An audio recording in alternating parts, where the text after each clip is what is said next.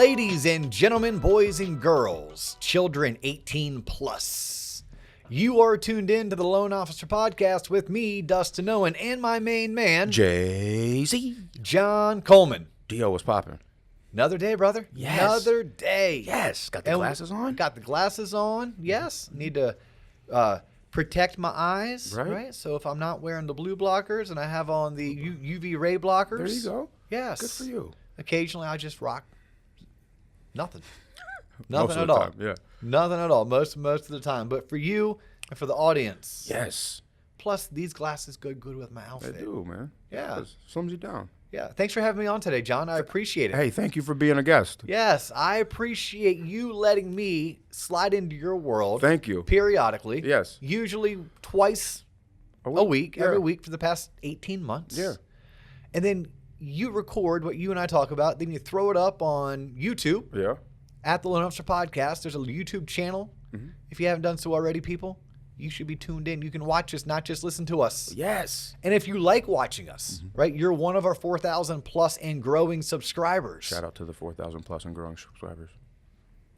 And you would prefer to listen to us, you can do so. Right? Thousands of people every episode will tune in every week. They find us on Apple Podcasts, on Spotify, they find us on Google Play, and really anywhere else you can find podcasts. Because you post to Podbean, Yes. Podbean then distributes it to all the channels. Yep. And then you take the video recording, you cut it up, Yep. put it on YouTube. Yep.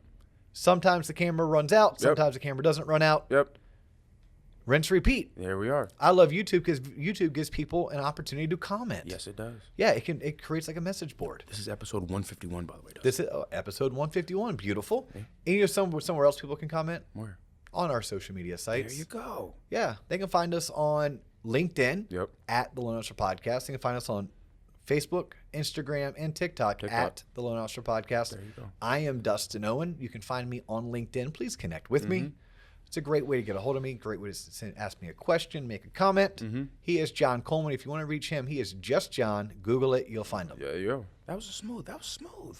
Hey, after 151 episodes, you think you might. Yeah. Yeah, we're finally getting there. So today, Dustin, what are we going to talk about? Today's subject matter. Yeah, so today I'm actually going to steal this from a coaching group. A coaching group a week ago that I was a part of. Okay. We're discussing being drivers, being drifters, and being people that have direction.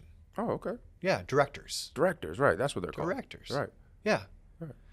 If you're tuned in this far, there's a good chance that you are a driver, or there's a better chance that you're currently drifting. Our ultimate goal is we want to become people that are directors. Like we have a direction. But that is the third phase of the total process. So I want to discuss, well, what does it mean to be a driver? What does it mean to have drive? And then what causes us to drift? Is drifting a terrible thing? And then what exactly do you mean by a director? Right. Right, a director is someone with direction. Typically, I'll tell you, a director is someone who drives at a very high level, and it's somebody who drives with purpose and a plan. And their vision is typically 2 turns ahead of people who are just driving. All right? Drifting is what a lot of us do, and we want to avoid it. But then first you have to start with drive. And along the line, I'm going to tell some stories, some real life examples, things that transpired just this past weekend with 2 professionals that I referred out and the feedback that I received back from the potential client that I referred. Okay. One was to a discount service, one was to a top producer. And how maybe we can correlate their stories into whether or not they are drivers or drifters. Nice. Right? Or are they at a point where they're directors? More than likely, they're not. More than likely, they're not. All right, so you ready to go? I'm ready. All right, so drive. I know what drive is. What's drive to you, John? Fast and Furious. Okay, so you, Vin Diesel. Who else have been on one of those Fast and Furious I know, 75? like 15 of them. The Rock. No, what does drive really mean to you? I mean, having ambition, the hustle to go get it, the fire in your belly to just get up when you don't feel like doing it and getting the job done. Yes. I'm going to force you to use a bleep here. Okay. Someone with drive is the same person that says, "F you, watch this." Hold my beer. The same person that says, "Hold my beer." Yeah, like I talk about it all the time. When we here at Waterstone Mortgage are hiring loan officers, rookie loan officers who have never been in the business. And our business model is one in which our people are highly compensated, they are highly skilled, and they have zero ceiling on their income.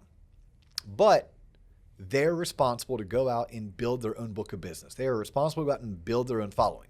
I will tell them, look, if you're going to be successful as a outside loan originator here at Waterstone Mortgage, you also would have been very successful as a club promoter. You'd have been successful as someone with a food truck, because you wouldn't have had just one food truck. You would have found a way to have 5 food trucks and people running those food trucks for you. You would have been successful selling life insurance over at Northwestern Mutual. You'd have been successful selling clothes with Jeff Teixeira over at Tom James. You'd have been successful at Morgan Stanley going through their 3-year financial advisor program, right? You are Johnny or Jane Hustle, right? You are entrepreneurial to boot. Like you have drive. You're that person when I talk to you about what it was like growing up and I want you to tell a story about how you achieved something, you have 1 or 2 like signature stories about how maybe you weren't the best athlete, but that didn't stop you from making the varsity team your sophomore year, right? Because you didn't care what it took, but you were going to outlift, out-train, outthink, out-prepare your competition. I mean, Tom Brady's not the best quarterback to ever play NFL football, at least from a technical talent standpoint. But the minute you start including his preparedness and his drive for success, you can't really make that argument. Have you ever worked with somebody that maybe didn't start out with drive, but you were able to instill a successful level of drive within them? I do not believe that you can instill drive into somebody. I can't make you want it. But I have worked with people who, when I originally met them, didn't have drive. And then through life experiences, they found it.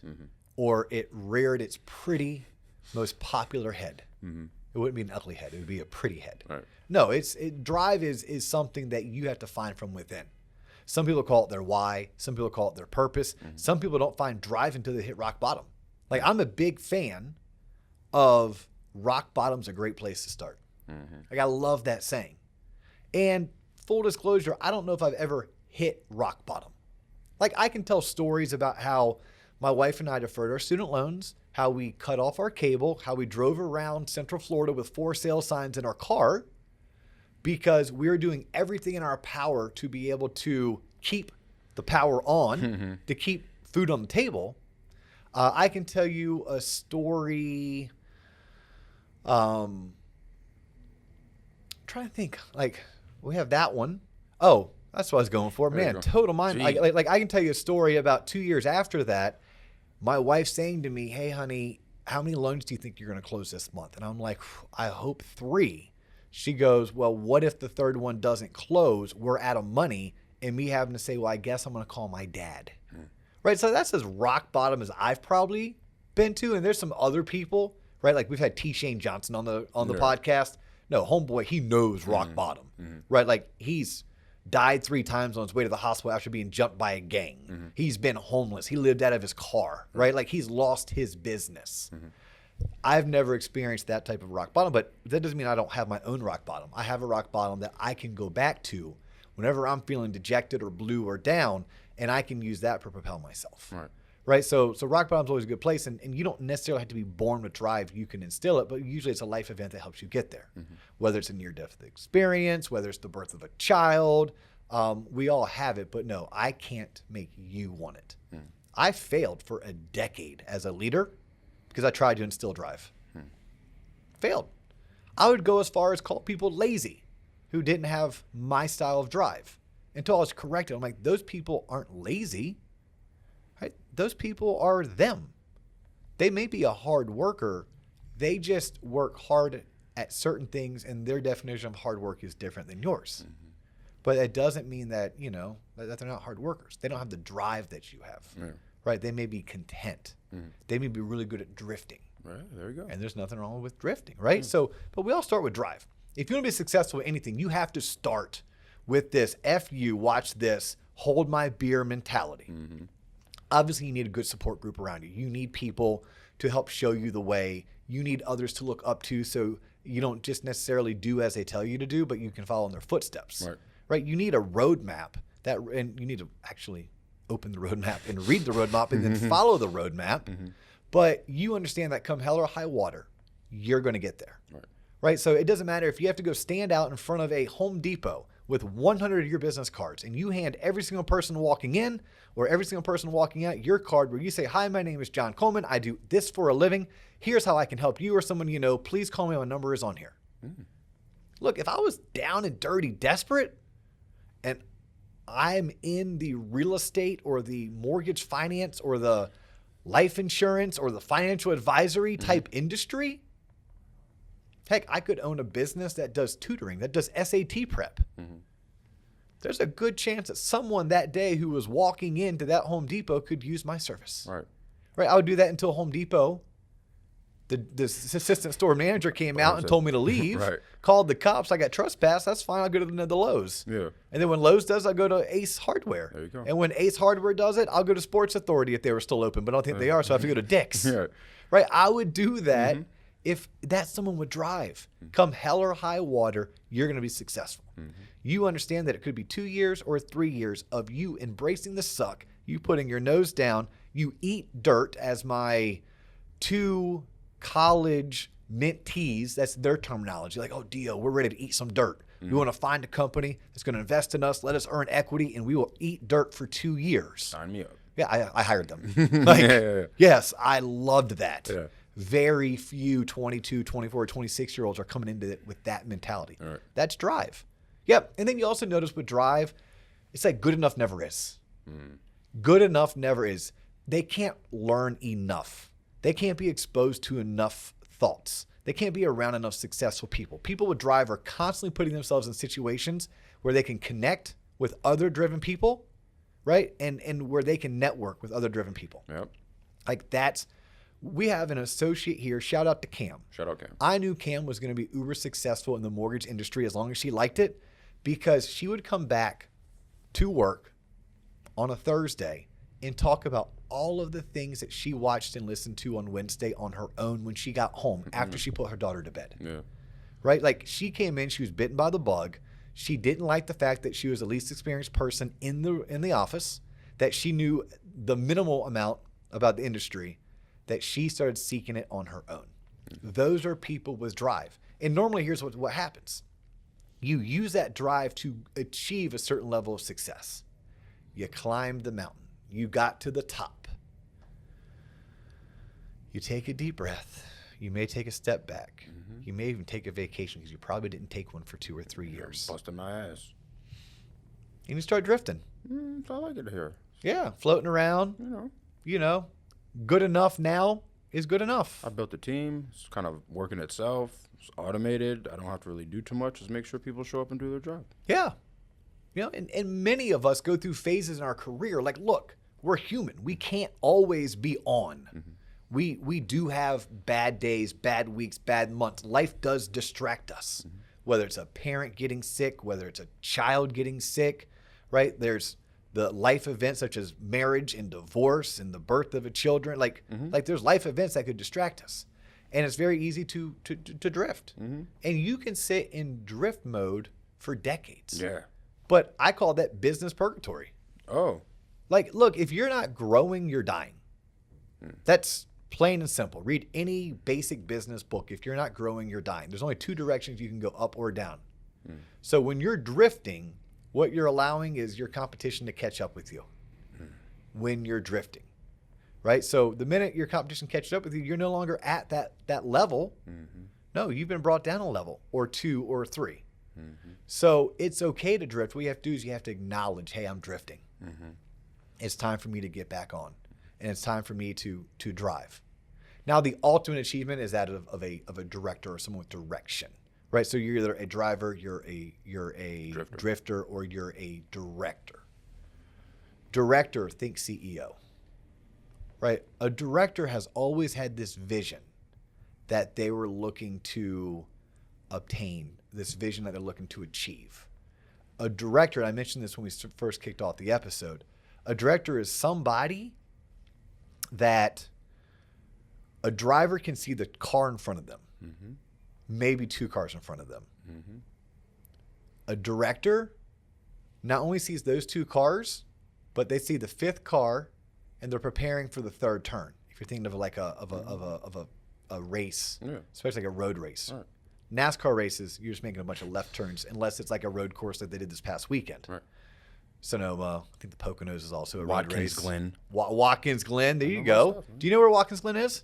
Indianapolis, Indiana. New York. Oh, okay. I did not know. Watkins Glen, New York. It's right by Elmira, New York, and right by Horseheads, New York. Shout out Horseheads. Yeah, it's right on the New York, Pennsylvania border. There you go. Yeah. Shout out to the Eisenhower and the Miller families that accepted me up there as a 12-year-old when I went with my buddies from the neighborhood to go visit their grandparents. There you go. And I got to go to Cooperstown. There you go. Look at that. That's how I know about Lake Seneca or Seneca Lake, the Finger Lakes. Mm-hmm. Yep. They used to do lots of like submarine tests in those lakes. Are like super duper deep. Word. Yeah. Crazy rabbit holes that you always take me down. Oh, yeah. It's all my fault. But I'm talking about being a director. Right. Like a director knows, and they have systems, and they have place. They know where they're going. Right. And they also have an idea of how they're going to get there. Mm-hmm. And a director very rarely, if ever, drifts, and they constantly have a certain level of drive. Right. Now, their drive may be autopilot, right? Their drive may be cruise control. Right? Their drive isn't the same fast, furious, balls to the wall, pedal to the metal drive that you have early on in your career when you're looking to launch it. Right? They've gone through that. They maybe even gone through certain sessions in life where they drifted, but now they've corrected the drift and they know exactly where they're going. Right. This is the person that when you talk to them at 36, they know where they're going to be at 40 and have an idea of how they're going to get there. Obviously, they understand that there's no certainties in life. Yeah. You have to be able to pivot. You have to be able to maneuver. But they have an idea. That same person at 40 knows where they want to be at 50. They also know where they want to be at 59 and a half. That person, that director, has already started planning for a succession plan for when they leave their position within their company, how they're going to transition out of it or what their exit strategy is. A director also knows the people that they need to bring. Maybe not the individual, but the type of person. Right. I'm going to need this type of person to fulfill this role in order for me to take the next step up. A director is constantly leveling up. Right? They're constantly leveling up. They're constantly reading books like the book that we're highlighting right now. Richest Man in Babylon. Yep. That's a director is looking for self-improvement. Good enough never is. And a director is typically a lot more calm than a driver. Look, driver again, man, they have that gusto. They have that fire in their gut where it's like, get out of my way or I'm going to run you over. A director has the ability to weave in and out of traffic, to think 3 or 4 turns ahead, and they have a plan, right? And to use that same exact race car analogy, they're pretty certain that they're going to be pitting after lap 28, assuming there isn't a crash or there isn't some kind of a mechanical function, failure. If there's a mechanical failure, you have to pit right away. If there's a crash, you may pivot and make a quick decision based on the situation. Oh, you know what? We can actually pit right now, although it's lap 24, because I like the odds of there being another crash before we get to lap 60. And lap 60 is where I thought I was going to have my second pit stop. Based on how this race is going, based on the weather conditions, based on how these other race car drivers are racing today, they can make some kind of a mid-flight or mid-race adjustment. Right? But like that is what a director is doing. We all want to be directors. At some point, you want to be a director. If you're reading John Maxwell's 5 levels of leadership, Maxwell says like in leadership, you want to reach level 5 of being a leader. If you ever reach level 5 of Maxwell's 5 levels of leadership, then you're also a director. Right? Because a director has already recreated and hired other drivers. Right? They remember what it was like to be a driver. They knew what it was like to be a driver. So instead of them consistently and constantly driving at that crazy pace, no. As a director, I'm going to go find 3 of them. I'll coach them and mentor them. I'll tell them stories about how I came up in the business. A director also can go to the drifters and pull them back out of their drift mode. Right? Like you know, they can find a way to motivate them. Because a drifter once was a driver. right? More than likely, they once were a driver. Well, what you said, even when you drift, you find yourself, to put it like an analogy, in the ocean. If you're in a boat, you'll realize that you'll drift, and 10 minutes later, you'll be like, how the hell did I get way out here? Because you don't realize that time passes a little bit slower and faster at the same time. So it's good to be able to identify when you're drifting and have someone pull you out of that rut. Well, and drifters need to surround themselves with a really good director and some drivers. Drivers need to be around drivers, but if you're in that drive mode, honestly, you're so hyper-focused. Mm-hmm. You being around one or two other drivers, sometimes it adds a little competitive component that allows you to drive a little bit more focused or drive a little bit harder. Mm-hmm. But most drivers are going to drive regardless. Like in the loan origination world, I have heard countless times throughout my career, loan officers, typically average to below average producers, saying, well, if I just had a better processor, well, if I just had this loan product, if I just had slightly cheaper interest rates, if I just had an assistant, and I call bullshit. Like I say, if you just had drive, you would achieve all of those things. Because someone with drive never would allow, in my world of loan origination, a average processor not having an assistant, having interest rates that were an eighth or two higher than the average. They would never let that stop them from being successful. That's what someone with drive has. Someone who drifts, in my world, in my opinion, my experiences, is someone who once had drive. That's how they got into the position that they're in. Right. But now they just kind of go with the flow. They probably don't have a schedule. They probably show up when they need to. They probably return phone calls when they want to. Huh. You know, they probably look at their money.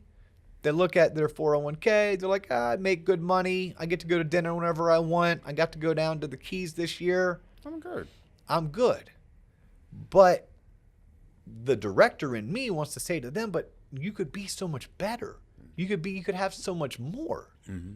You know, like I remember this guy, Josh Sigmund. So Josh is like a who's who in the mortgage industry. Like look him up.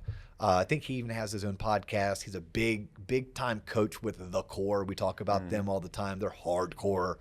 And I remember him saying to me like 7 years ago, I was just telling you the story because we were at that same exact hotel last week. And I walked by the bar, and I don't know Josh that well, and he sure as hell doesn't know me, I promise. Right? So if someone knows Josh Sigmund and you tune in, like forward them this and be like, hey, Dio was talking about you today. Check out this podcast. It's actually pretty good. But he said something to me along the lines of, would your kids be proud of you? I'm like, huh? He was like, well, would your kids be proud of you? Do you practice what you preach? Right? Maybe I was at a point in my career where I was drifting. Maybe Josh saw that I was drifting. Mm-hmm. Right? Because I was like in the good enough mode. I'm like, man, I made good money last year. Mm-hmm. You know, I saved a decent amount of money. He's like, yeah, but could you save more? Right?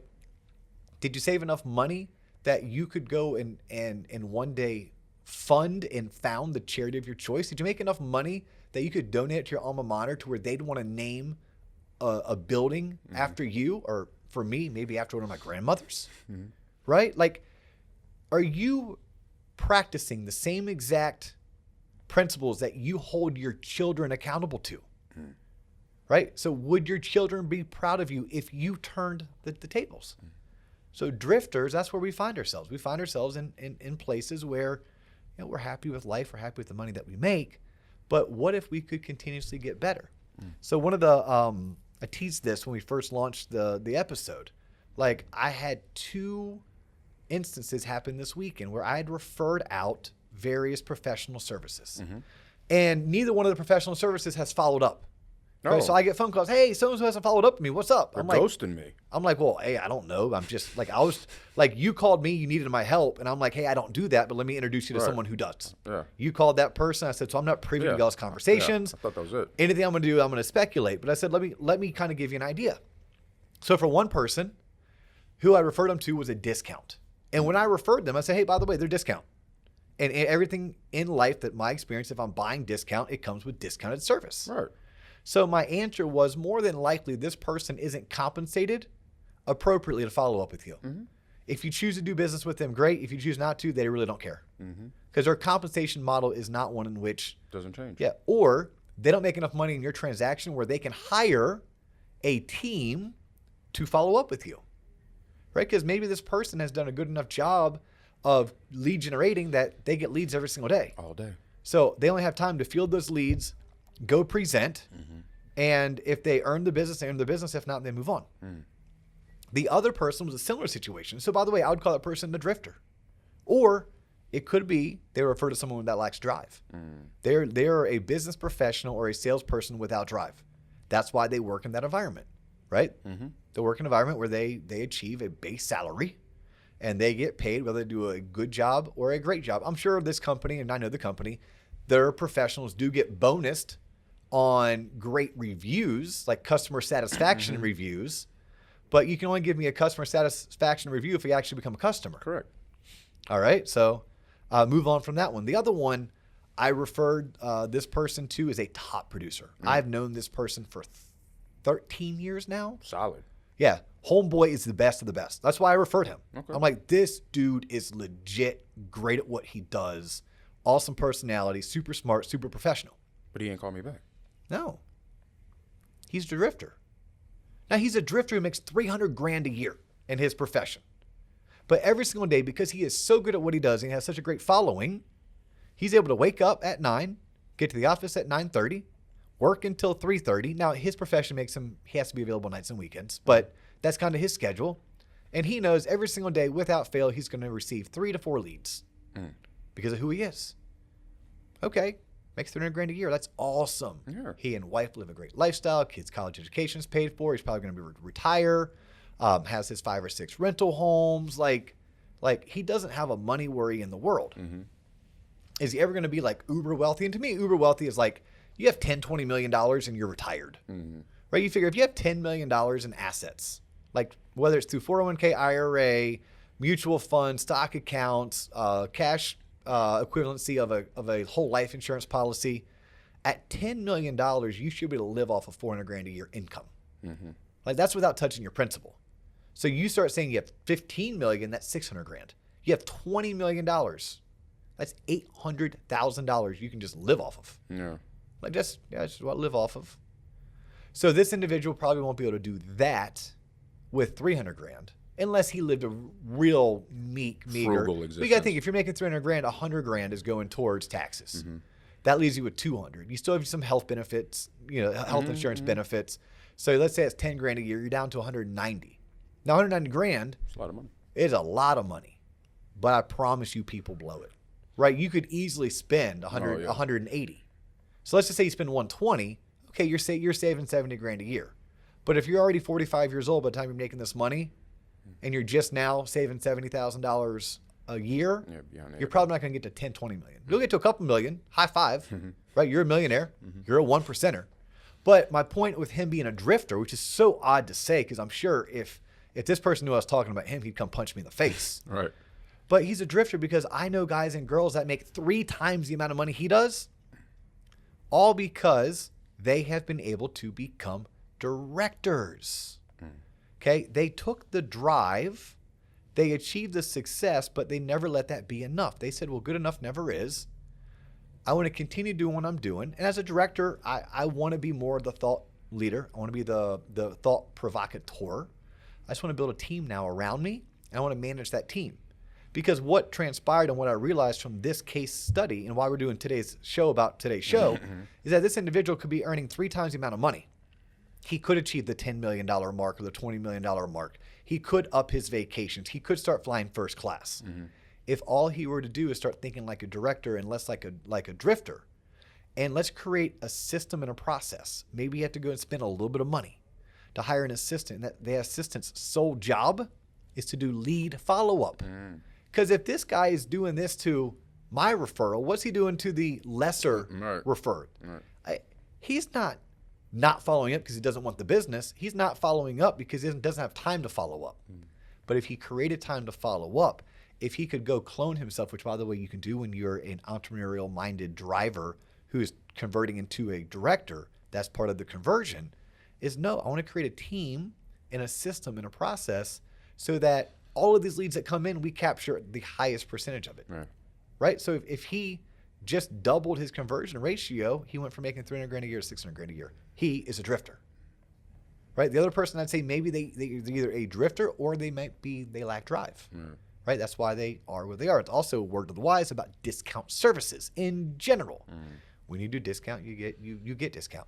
But drivers are leaders. Drivers are visionaries. Drivers are thought provokers. I'm sorry, if I'm saying driver, directors. You know what I was going with that, John. Correct. And I'll kind of summarize it with this. Like, a director usually is no longer the lead technician. The driver, you're everything. You are it. The assistant, the IT manager, the marketing manager, the lead salesperson, the lead technician. Like, you're that gung-ho. Yep. Usually when you made it to director, you are just that. Like, think of what a director is, whether it's in movie, television, film, director of a program, director of baseball operations. Yeah. Right? The director of baseball operations is not the head coach. It's not the starting pitcher. It's not the shortstop. The director of football personnel, again, is not the quarterback. They're not sitting in doing X's and O's necessarily. They may manage people do X's and O's, right? They're thinking about so-and-so's contract expires in 2 years. I'm going to need a running back. Do I start trying to get a running back this year in free agency, or do I start working the running back collegiate system to see who I'm going to draft? Right. And then if I do draft them, do I draft them a year before I need them? Or do I draft them the year I need them once I decided I was going to move on from my veteran running back? Like, that's what directors do. We in business want to be directors. But in order to be directors, we have to be students. We have to be forward thinking, right? We have to always stay one step ahead of the curve. All things that you can only do if you are no longer drifting and you've been able to take your driver blinders off, and now you're looking at the total picture. Right. Eyes wide open. Right. That was awesome. You like that? Yeah. One more thing I want to slide in. I don't even know how I'm going to slide this in. I will find that drivers who then convert into directors, they understand how to make well thought out decisions efficiently, quickly. And this is just it's something I would wish we could build a whole entire episode around, but I don't think we're going to be able to. So I just want to leave this episode this way. Okay. For anyone who's tuned in this far, we thank you. Thank you. If you like what we're doing, please share us. Please like us. Give us a 5-star review. Yeah. Okay. You're in business. You're in life. I want you to do an exercise where you write down your hourly rate, either what it is currently or what you think it should be. Okay. And then anytime you need to make a decision, you calculate how many hours are you going to ponder that decision, times it by your hourly rate, and ask yourself, is that worth $1,000? Let's say your hourly rate is $50 an hour. And let's say that you sit around and you think of what decision I should do. What option do I choose? If you spend 3-4 weeks, 20 hours, and that just cost you $1,000, like would you pay $1,000? I find that people who have an immense amount of drive also have the ability to make a educated decision quickly and move on, because they understand that statistically, whether that decision was the A decision or the B decision, it doesn't really matter. And whatever the outcome is, they will make an adjustment, they'll deal with it, and they will move on. You cannot have this paralysis by analysis trying to make decisions and expect to be successful in a driven person. You just can't. And same thing goes that once you are a director, you became a director because you got really good at understanding what needed your thought or what you could delegate to others. And through life experiences and most decisions, what you realize, it's 6 one way, half a dozen the other, right? Really, whichever way you look, and it's all going to be okay. You know, decisions that take time are life and death decisions. Is this decision going to hurt me or other people? Is this decision going to end up killing this particular person or this group of people? If it is, take your time. Take your time, yes. But most decisions need to be thought out, executed, and moved on. Do your research, make your decision, and move on. Because more times than not, whichever way you went, it was all going to be okay. He's John Coleman. I'm Dustin Owen. That's all the time we have for you today. We will catch you on the next episode. Thank you for tuning in. Peace.